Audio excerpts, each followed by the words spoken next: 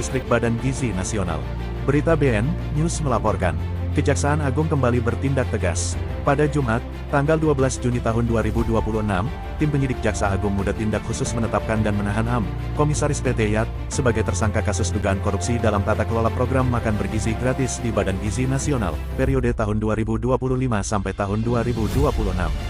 Berawal dari pertemuan awal tahun 2025 antara dengan LP, Wakil Kepala Badan Gizi Nasional, terungkap rencana pengadaan sepeda motor listrik dengan anggaran sangat besar, Rp60 juta per unit.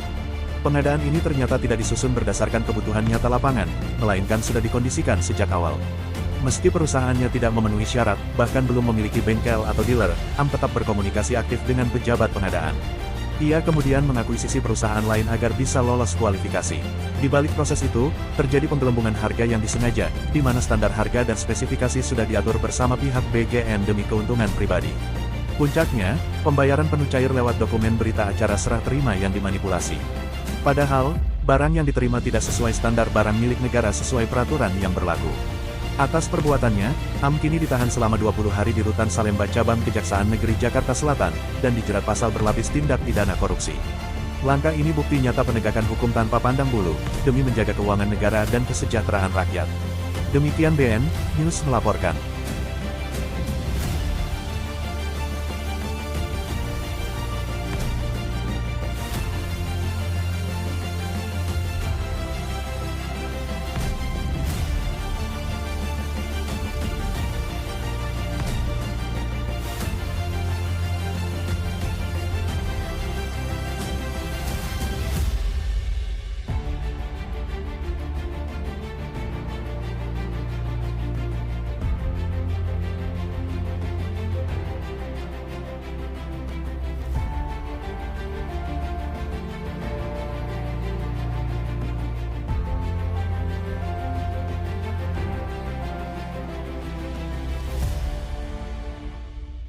Baik, bismillahirrahmanirrahim. Assalamualaikum warahmatullahi wabarakatuh. Selamat sore, salam sejahtera, Swastiastu, Namo Buddhaya, salam kebajikan. Yang terhormat Pak Dirdik beserta Pak Kasubdit beserta jajaran tim penyidik, Pak Kabid Humas serta rekan-rekan media yang saya hormati. Pada kesempatan malam ini, tim penyidik Kejaksaan Agung telah memeriksa seorang saksi selaku komisaris PT YAT berinisial AM, di mana hasil dari pemeriksaan dan pendalaman baik melalui saksi-saksi dan juga alat bukti yang ada, tim penyidik Kejaksaan Agung benar-benar telah menetapkan sebagai tersangka. Bagaimana duduk perkaranya, di samping kita ada Pak Dirdik yang akan menyampaikan. Silakan waktu dan tempat kami persilakan Pak Dirdik.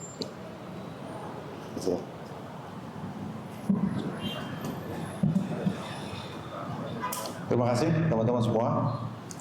Jadi pada hari ini Jumat tanggal 12 Juni 2026,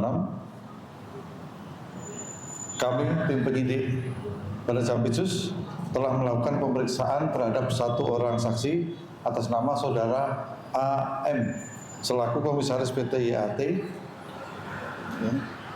bahwa setelah melalui serangkaian pemeriksaan saudara AM sebagai saksi dan berdasarkan dua alat bukti yang cukup, maka tim penyidik menetapkan saudara AM selaku komisaris PT YAT sebagai tersangka dalam perkara penyidikan dugaan tindak pidana korupsi tata kelola MBG pada BGN tahun 2025 sampai dengan tahun 2026 yang merupakan penyedia sepeda motor listrik.